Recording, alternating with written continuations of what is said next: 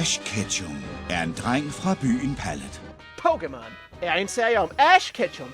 En 10-årig knægt, der på trods af sine håb og drømme om at blive den bedste, aldrig opnår det, og i stedet for ender med for evigt at være 10 år gammel.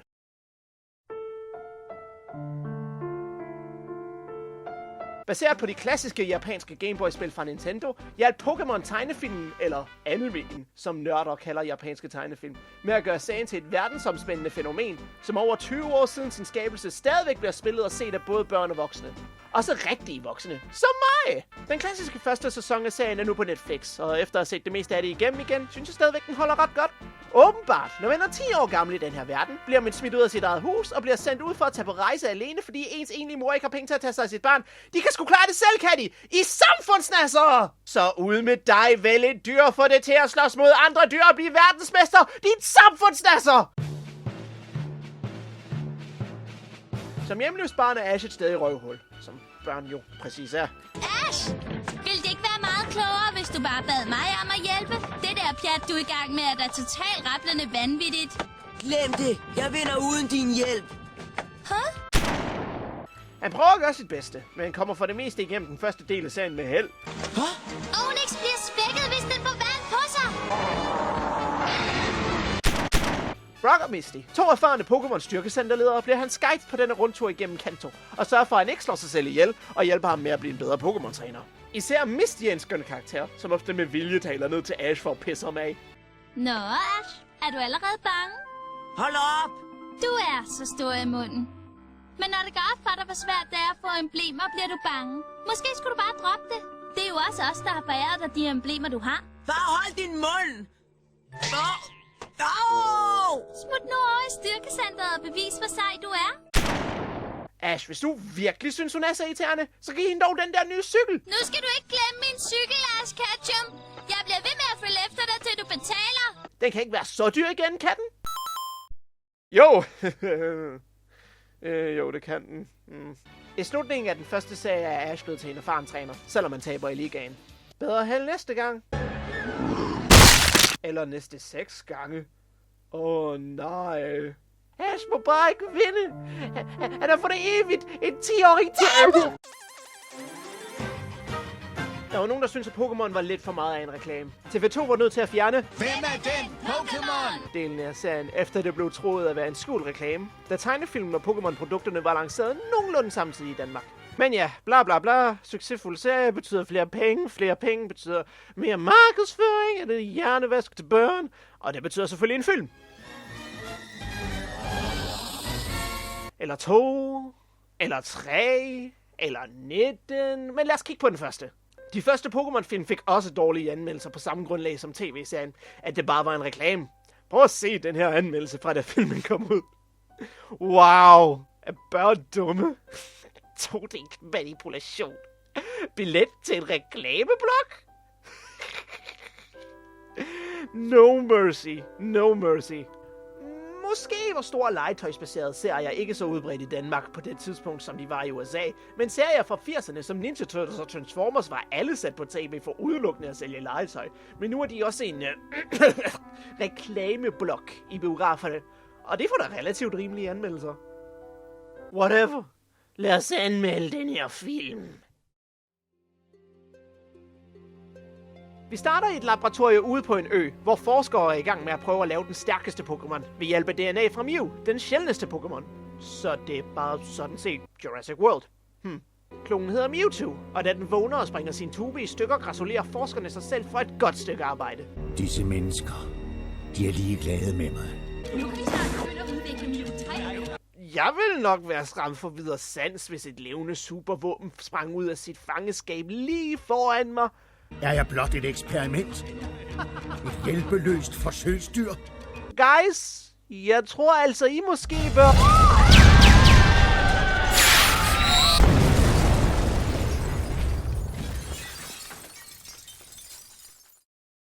Au. Faktisk, kan vi ikke sætte Mewtwo op mod den dinosaur fra Jurassic World? Efter massemordet kommer Giovanni, bossen af den kriminelle organisation Team Rocket, som lagde penge til kloningsprojektet og lover ham at gøre ham til verdens stærkeste. Med dine telepatiske kræfter og min rigdom kan vi sammen blive de nye verdensherskere. Ja, det gik fint. Og mine skabere har udnyttet mig og forrådt mig. Så derfor er jeg min egen herre. Hvem er jeg? Hvad er meningen med, at jeg er til? Ja, Mewtwo. Bare roligt, det skal nok gå. Bare gå det over i hjørnet sammen med Shadow og Black War Greymon, så kan I få styr på jeres små eksistentielle kriser. Don't touch it! Nå, okay, der har vi hovedpersonerne. Den her frokost er lige noget for dig, Ash. Det er min særlige slapsvand til lækker flydegryde. Lækker flødegryde? Nej tak, Brock. Jeg tror sgu, Ash hellere vil have en skål med Coco Pops. Og så har vi Pokémon-film-traditionen med en kamp og sæsonens intro i baggrunden. Jeg drager ud på livets vej. Jeg har et enkelt mål. Hvad?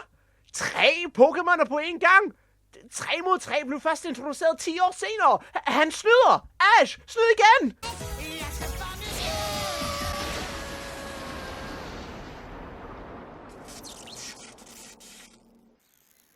Fordi alle Pokémon-fans ved, at lyn slår stene. Er du dum, eller hvad? Vidste du slet ikke det? Gud. Det er da godt nok pinligt. Selv Mewtwo er imponeret over Ashes evne til at bøje reglerne, og sender ham en invitation til New Island. Så husk, unger, hvis en fremmed kommer med skinnende dingenoter og en invitation til deres private ø, så bare sig ja. Det skal nok gå. Hvad er det værste, der kan ske? Right? Men ups, de kan ikke komme til øen, fordi Mewtwo har lavet et stormvejr. Igen. Nogle generationer for tidligt. Alle mine Pokémon er fra vandgruppen. De svømmer der bare over til paladset. Hvis du prøvede på det pjat, at din Pokémon kom til skade, vil du være på spanden, hvor vi har været nødt til at lukke Pokémon-centret. Men hvad? Hvorfor det? Fordi sygeplejersken, som driver centret, er forsvundet. Nå, okay. Så bare fordi én sygeplejerske er forsvundet, så lukker de hele Pokémon-centret. Okay. Pokémon-kamp er sådan en normal ting i den her verden. Hvad fanden skal alle de her mennesker gøre, når de ikke gør brug af deres gratis sundhedspleje? Købe medicin i private butikker? Din samfundsnasser? Det vil være det samme som at lukke Odense Universitetshospital, bare fordi at én sygeplejerske var sådan, boss, jeg kan ikke komme på arbejde i dag. Og en spørgsmål sådan, shit, hvad gør vi? Og så lukker de bare biksen. Det 6,3 milliarder dyre glashus er gjort ubrugeligt. Hey, vikinger. Vi er ude på bølgen blå. Så bare kom med. Vi vikinger er vant til høje bølger. Vi skal nok få ud til New Island, før I når til bispet. Nå, jeg troede I plyndrede og voldtog de lande, I kom til. Måske er det her vikinger fra efter de blev kristne?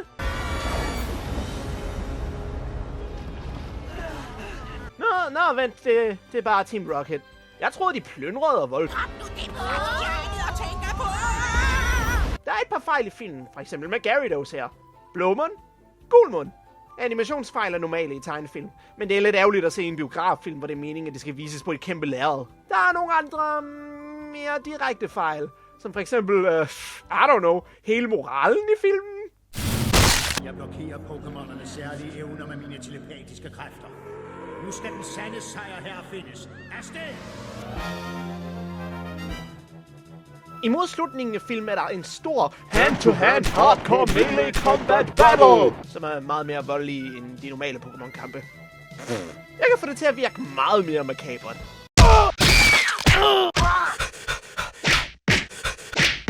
Kids Entertainment tog sig at redigere og udgive den her film til Vesten. De tog sig også af andre serier som Yu-Gi-Oh! Og Cubix. Nogen der husker Cubix? En fremtid, som vi snart vil se. En bobleby, hvor alt kan ske. Anyway, de ville gerne gøre det så sikkert og familievenligt som muligt, da mange andre legetøjsbaserede serier var kritiseret for at være for voldelige. For eksempel, i 80'erne hed Teenage Mutant Ninja Turtles noget andet i Europa, end det hed i resten af verden. Det hed Teenage Mutant Hero Turtles i stedet for, fordi at ninja er et slemt bandeord. Og fordi at ninja faktisk var snigmordere. Sikkert også derfor. De tænkte nok, at Pokémon-filmen var mange voksnes første introduktion til, hvad deres børn egentlig brugte deres penge på. Og med så meget kontroversi omkring serien allerede. Pokémon-kortene er tilsyneladende uskyldige, men efter missionsfolkenes mening djævelens værk. Kontakt med kortene er derfor kontakt med Satan selv. Besluttede de sig for at gøre filmens morale så selvmodsigende som muligt. Pokémon er ikke skabt til at slås.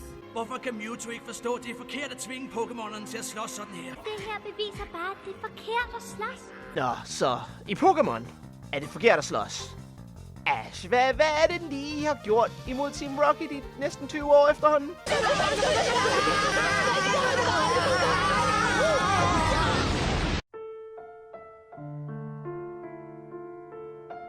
For guds skyld, der er en helt fight-type af Pokémon. Hitmonchan har bogstaveligt talt boksehandsker som en naturlig del af dens krop.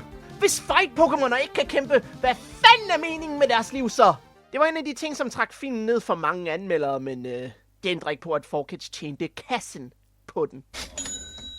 Det er en skam, at den selvmodsigende morale bliver sat i forsædet, når den egentlige morale og filosofi i filmen er simpel, men god. Nu kan jeg se, at omstændighederne omkring ens fødsel ikke betyder noget. Det er det, man gør med livets gave, der bestemmer, hvem man er. Hey, er der nogen af jer, der ved, hvordan vi egentlig er havnet her? Nej, altså. Måske er vi her bare, fordi vi er her. Ja, lad os spise. Det er da ret nemt at forstå. Hvorfor eksisterer vi overhovedet? I don't know. Let's party! Yeah! The end.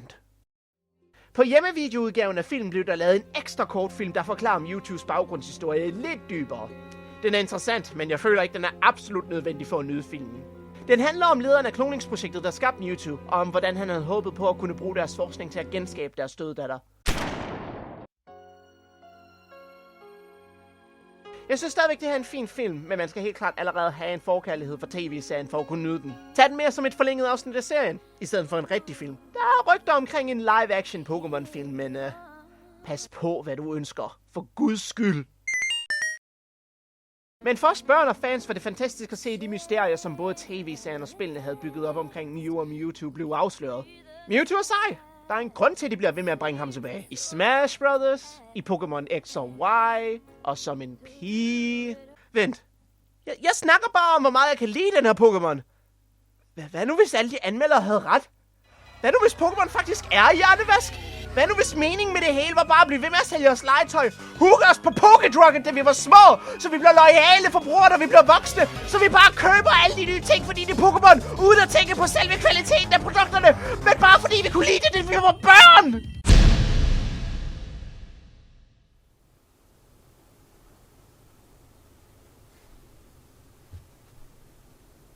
Nej. Det kan ikke være rigtigt, nej.